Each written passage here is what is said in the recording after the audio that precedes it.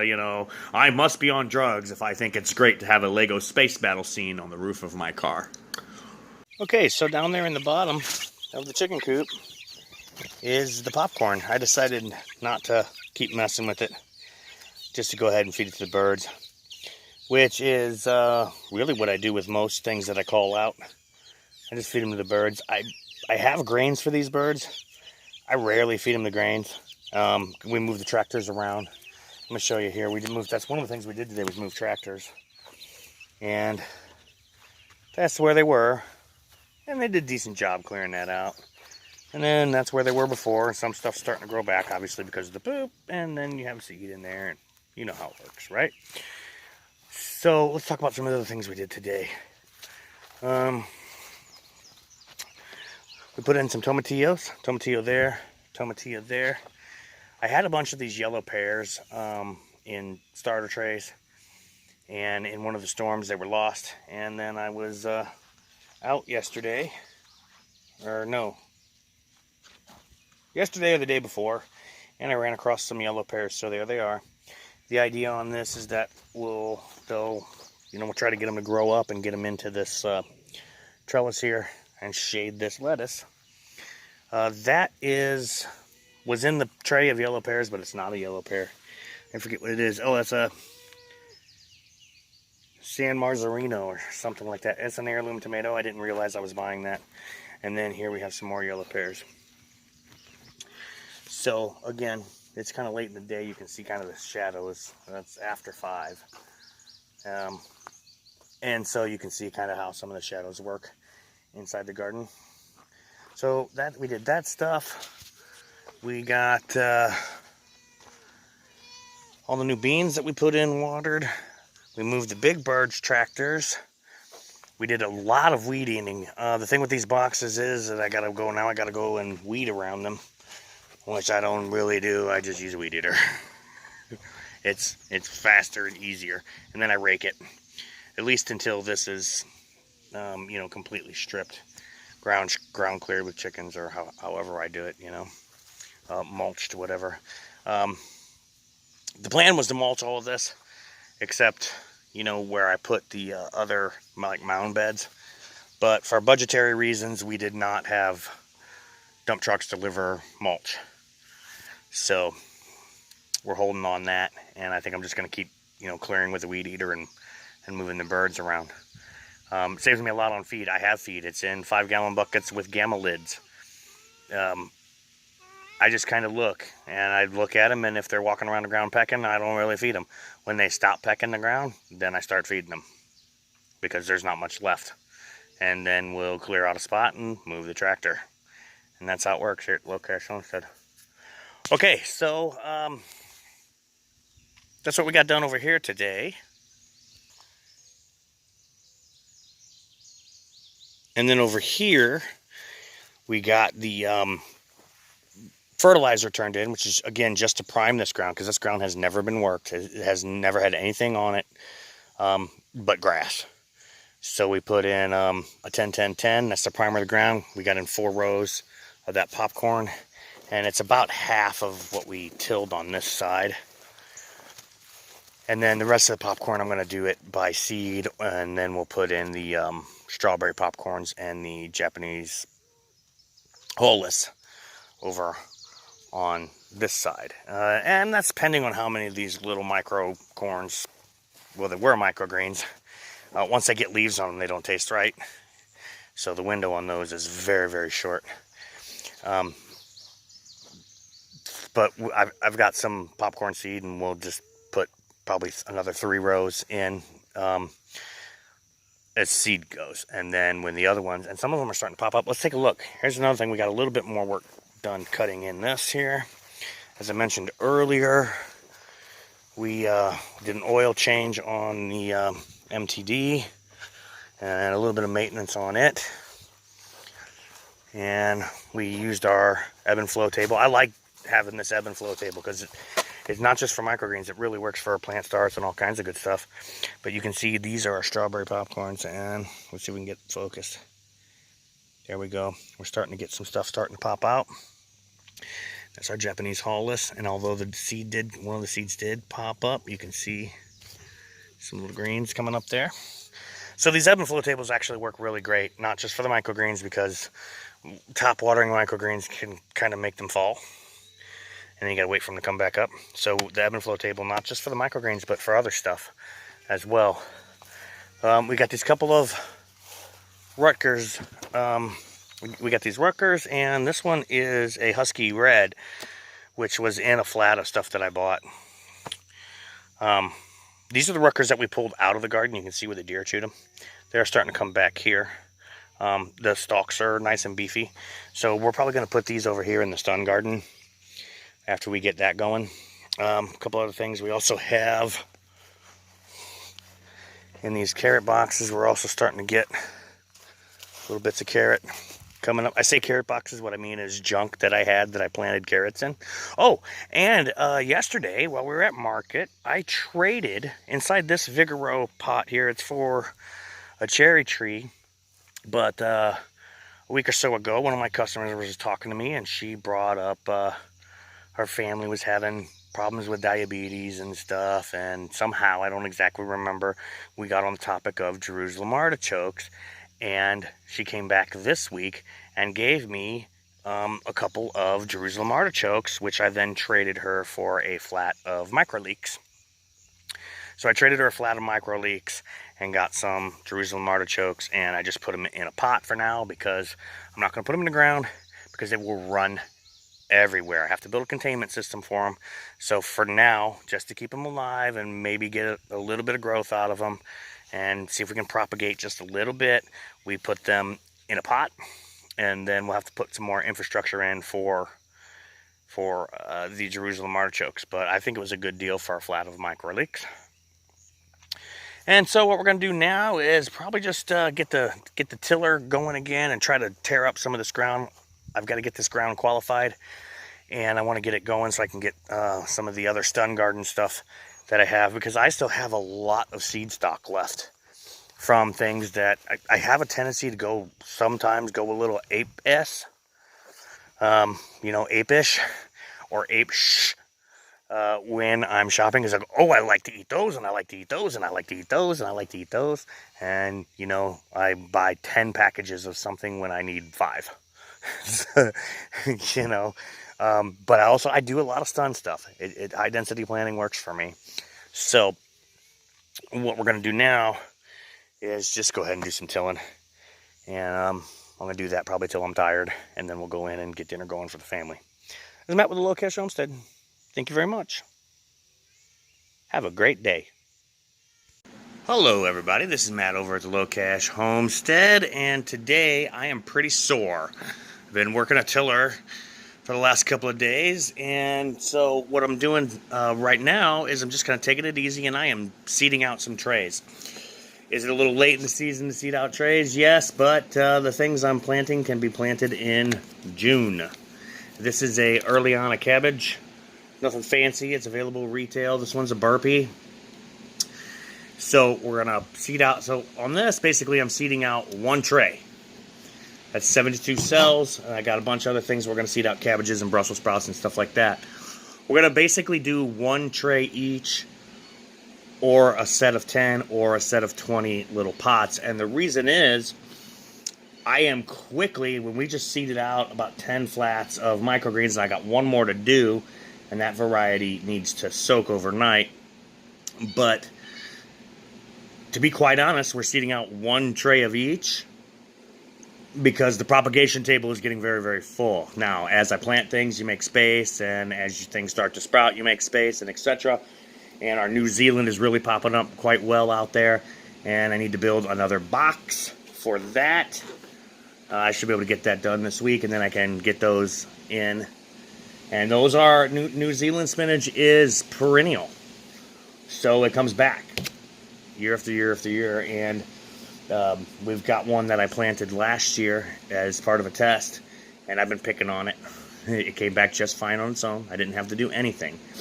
Another thing that we're going to do is, so let's say that I get through a package and then I have maybe some seeds left. Like, for example, I have a bunch of seeds here. This is for the early on cabbage. I'm going to put them in this glass jar, and we're going to use that for a stun patch. This is what I do with seed stocks. I stun them out. And one, we're going to stun them in a ground that hasn't been worked before. And so that's going to just kind of help get the ground in cultivation. And two, it's going to use up stock, which is exactly what we wanted to do. So that's what we're doing today, and I will talk to you a little bit more when we move on to another project. This is Matt over at TheLowCashHomestead. Thank you very much. Have a good day.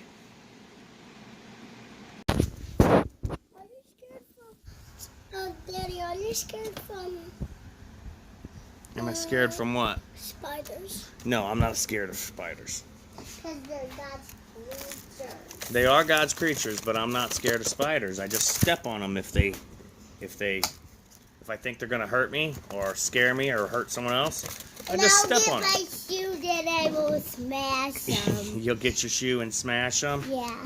You're doing a good job helping me fill these trays, Kate. I'll kick them with it when I put it on. Then I'll kick them like. You'll kick them? Can I have a turn? Yeah, go ahead. Have a turn. There you go. And I'll fart in their face. You'll fart in the spider's face? What's that gonna do? Besides make the spider go, ew, you farted in my face.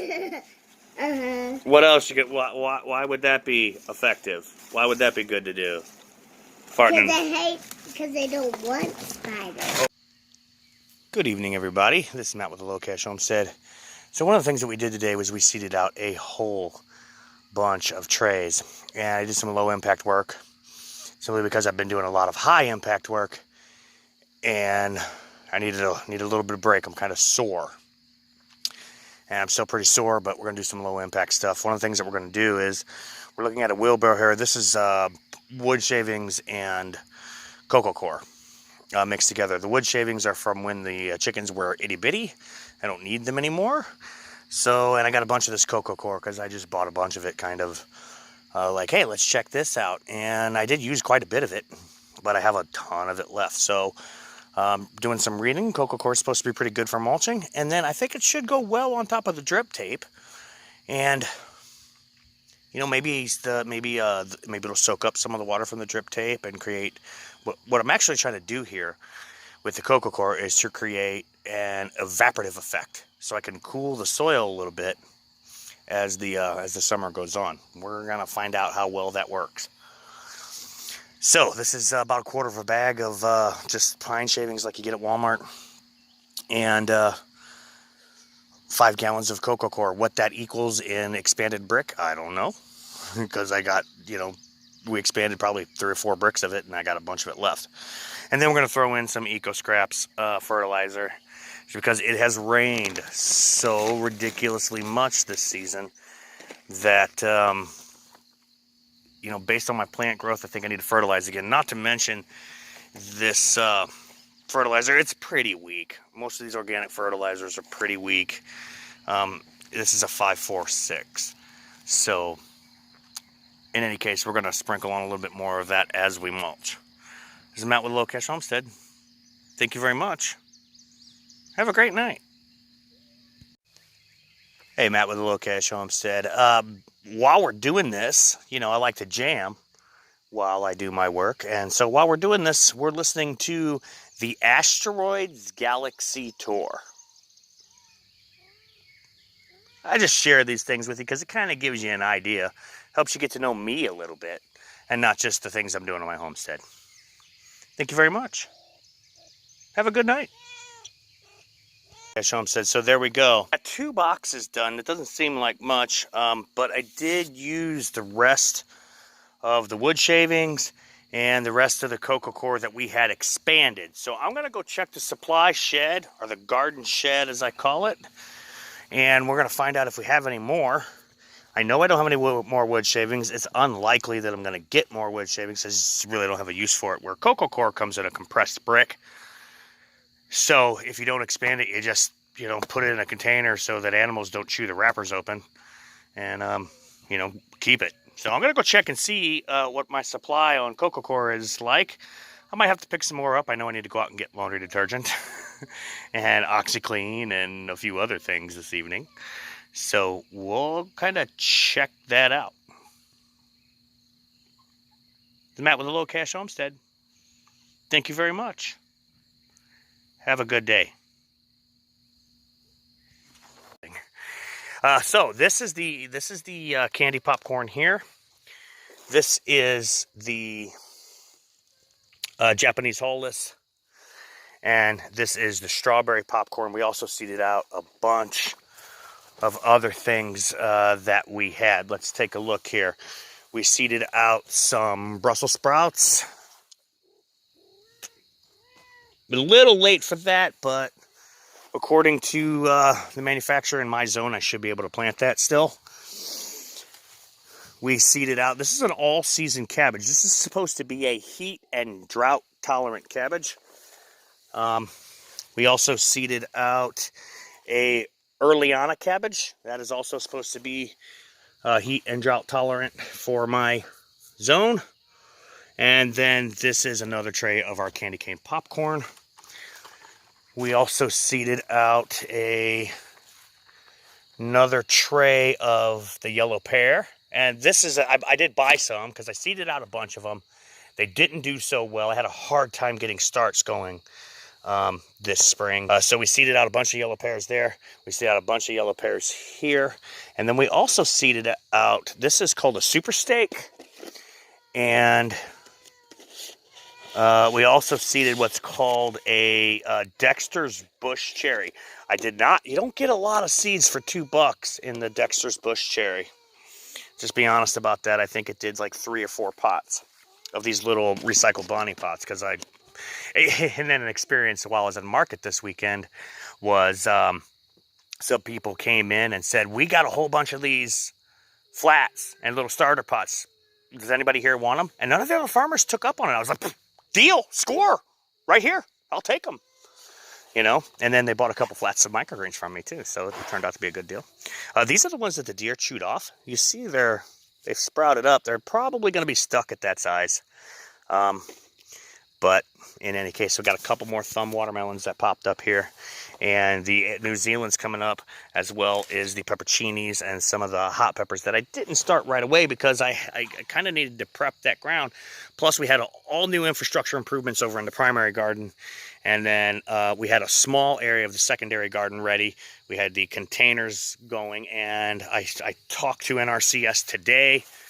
So the qualification process on this, basically all I have to do is put the high tunnel up, and I talked to them about that. Hey, you know, do I really want this plastic gone in the middle of summer? They said, well, you have to have it off for me. You have to have it on for us to look at it and say that it's done. But, you know, we started this, and I'll basically have a video record of all the stuff that we're going to put in here, because once I kind of get some of the other things that are starting. Oh, and then here's the the other thing, black oil sunflower. Usually these are pretty excuse me, these are usually in pretty high demand, but I only sold a flat and a half of them this following week. So as they get the second set of leaves here, as they start getting this next set of leaves, they're coming out of like the microgreen stage. So what I'll do with these, and there's another video, and I'll try to put a card in the video somewhere about here. It's called Microgreens Root Mass Experiment, where I just took all the flats from the microgreens and anything that was cold, and I laid them out on the ground. And so much stuff came back from them, particularly sunflowers. The sunflowers really did a pretty good job. And then a lot of the lettuces and leafy greens did too. And then it got ridiculously hot, and they all went, ugh, and died. Some of them were perennial, not all.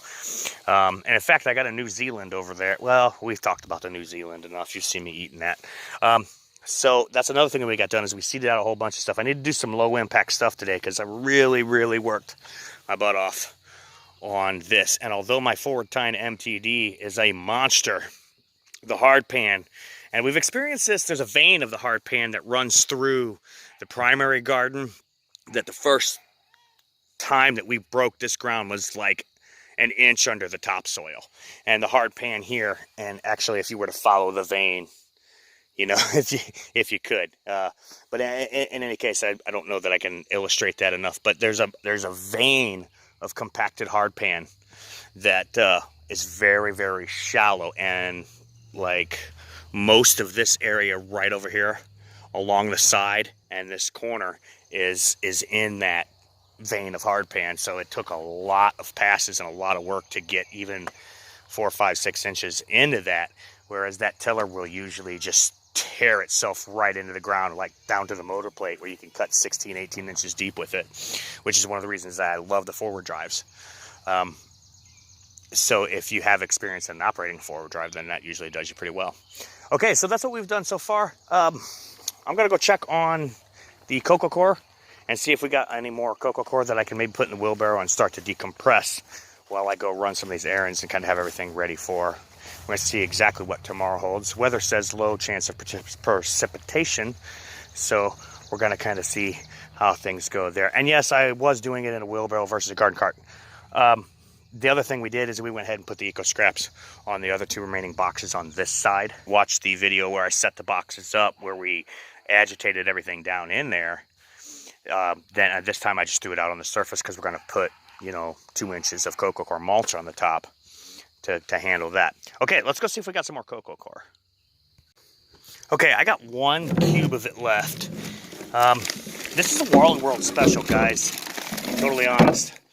And like I said, here in the country, Wally Worlds have a lot of ag supplies. I can't speak for where you live or what your Wally World has, but Wally World has a lot of ag supplies, and you can get it at a decent price. Now, that's 8.5 pounds. That expands up to 2 1/4 cubic feet.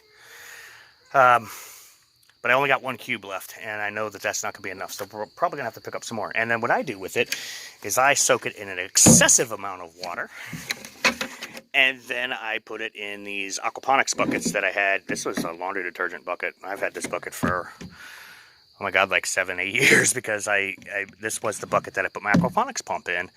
I have a video, it's several years old, of an aquaponics system, and it really surprised me. Well, it didn't, because we had so much work to do here. I mean, there was nothing here but down trees and overgrown property when we got it. You know, so it took a lot of time to get the thing ready, to be able to do anything. I think the first 2 years was just, plus my son was an infant. I mean, like newborn. And so the first couple years we're just getting this place in shape, and we added a garden, and it was small, and we've been adding infrastructure and projects ever since. But this was my pump bucket, where I put it in there to basically keep the fish from getting ground up in the pump, and I put the pump down in there. And I have a video that it's not on the TheLowCashHomestead, and I tried to download it from my own YouTube, and they wanted me to pay them for it, so maybe I'll throw a link in a video somewhere, or put it on a card or something, or maybe I'll just have to pay them and download it and transfer it over to the TheLowCashHomestead, even though it's not our current homestead. It was an urban farm that a suburban farm that I was doing, which actually really peeved the neighbors off quite well, because I took all the legal steps, followed the P's and Q's, crossed all my I's, dotted all my I's, crossed all my T's, and when I set this thing up, the neighbors went ape shit, but legally there was absolutely nothing they could do about it. So what I'm going to do is I'll expand that coco coir, and then I'll put it in these buckets and drain the water out of it. Here's something kind of cool. This is it's sitting on top of a trash dumpster. But this is a double stem tomato plant that I cut off of one of those. I don't remember which one. And I just stuck it in a pot full of coco coir. That's all I did to it. And you can see that it's alive. It could maybe be doing a little better, because it's not a whole lot of nutrient in here. My cloning, I don't put a whole lot of effort into cloning. I cut it off and I stick it in a pot of dirt. And if it makes it, it makes it. And if it doesn't, it doesn't. So that's kind of where we are with that. Okay, well, I'm going to put some water on this, and then I'm going to go do some shopping. And maybe I'll see you guys tomorrow. It's Matt with TheLowCashHomestead. Thank you very much. Have a great day. Hey everybody, Matt with TheLowCashHomestead. My day is about to wind down, but we are looking at a jar of... What are we looking at a jar of? This is a jar of nasturtium. And while we're doing this, and again, there's no sponsorship or anything here, this just kind of helps you get to know me a little bit. We will be watching Amazon original The Tick, which has been way better than any of the previous iterations of The Tick, except for the cartoon The Tick. The cartoon The Tick was awesome. And we are watching the Amazon original The Tick while we seed these trays out. Has nothing to do with nasturtium. Just helping you get to know me a little bit. This is Matt with the Low Cash Homestead. Thank you very much. Have a good night. Oh, and the Legos in the background, well, I've been collecting Legos since I was a kid, and now I let my kids play with them. So, a lot of them got lost. I'm going to tell you a little Lego story, okay? And this is just to get to know me a little better. When I was about 19 or 20, I had this Mercury Sable. And at that, for its year, all the Fords and Mercurys were basically looked exactly the same. And it did not have a headliner. It had no foam, no headliner, no cardboard, nothing. This car was basically your classic POS. And so what I did is I took some black spray paint, some blue spray paint, some white spray paint, and I spray painted space on the ceiling. And then I used crazy glue and liquid nail, and I built a bunch of Lego spaceships. And I crazy glued them together, and then I used liquid nail, and I liquid nailed them to the roof of my car on the inside. And so basically, on the inside of my car, I had a super glued Lego space battle. Until I got pulled over by the police one time, and it was like 4 officers searching every crack and crevice of my car because, for God knows, I must be on drugs if I think it's great to have a Lego space battle scene on the roof of my car. So I wasn't on drugs, and they didn't find any drugs. And so that's just a little something about me and a history of Legos here at the Low Cash Homestead. Thank you very much.